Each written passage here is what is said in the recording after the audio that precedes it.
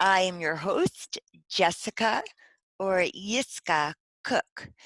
So I wanted to share my ordeal with everyone. It was really, it was really a bad moment for me yesterday. So I kind of have a feeling when I'm not strong enough to do a task. Like I remember a friend had pulled into the driveway and I was trying to get outside, but I knew maybe I wasn't strong enough or something. And then that's when I had fallen. So I know I've talked a bit about falling on this podcast. Um, so I did have that feeling last night, but I was having a hard time and I was trying to, thankfully, my refrigerator is full because I have beautiful friends who help me with food and whatnot. And so I was trying to fit the almond milk in, and it fell out, and then it opened, it started gushing out. And I'm like, oh no. So then I had to get to like a towel, and thankfully there was a large towel in the kitchen, and put it on the floor. Okay. And then I was trying to fit the orange juice. See, my older son got us popsicle freezing things. So I don't know what to call them. So you pour juice in them. So I usually we don't do juice. I'm not a juice drinker, but now we have lots of juice so we can make all these popsicles. And my little boy is thrilled because he loves juice. So it was not in the fridge, and so I was sitting on my rollator, and I first had to clear space in the refrigerator and then put in the orange juice. But unfortunately, I just didn't have it all so good, and it and the top came off, and that too spilled all over the kitchen floor. And I was like, oh man. And the first towel was already wet. So I went down the hall to the linen closet, got another towel, put it on the floor, and I was just like, I'll deal with it in the morning. In the morning, I will mop. So, and this comes, in this ant crisis that I'm having now, that it's summer in my kitchen. So I thought, well, let the ants at it because I can't. So, and then my son had been at a friend's house and he came home and I was like, I'm really sticky from the juice and I need to take a shower. So, but it was late. It was like 9:30 at night, and I I had the feeling of like I really shouldn't, but my feet were sticky, my hands were sticky. So I was like, okay, I'm gonna take a shower. So, and then to make, this long saga a shorter story, I had the water running, got my clothes off, and then I didn't fall, but my legs gave out. They didn't want to hold me up anymore. So and it was tough because I have like a tub shower, so I have to get my one foot over it, hold on to the bar.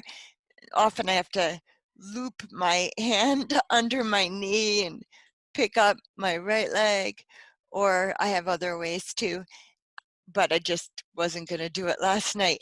So I collapsed to the floor and I'm like, I have no strength left. My hand, I've told you about this hand, cut, very upsetting, kind of closes, very closed. It's hard to open. It's hard to open in that stressful situation. So I had to um, but I'm naked. And so my 10-year-old is in my room. He's watching his Chromebook, and I know I'm not going to call him. Like the last thing in the world I need is to give him the next decades of this image of mom having fallen on the floor, totally naked, and on the bathroom floor. No. So, so I do my best to get dressed. And so this shirt that I've been wearing for too many days, I don't even want to say, 'cause it's hard. to get in my shower, at least I put it on backwards. So it's like I have a whole new shirt on, whole new shirt, peace sign. So anyway, that was my unfortunate saga. And and ultimately, and this was funny, I thought I'll just flip over the bath mat so that fuzzy side on the floor it'll glide more easily, and I'll just get my body onto the bath mat, and that was no easy feat. I really didn't feel strong. I didn't have, my core strength. And and then the other thing that happened, this is very funny. So, I was clearing the bathroom mat to be a little smooth running sled for me. And my cats were really by my side. They were both of them walking by like, yeah, I wish I could help you, but I can't.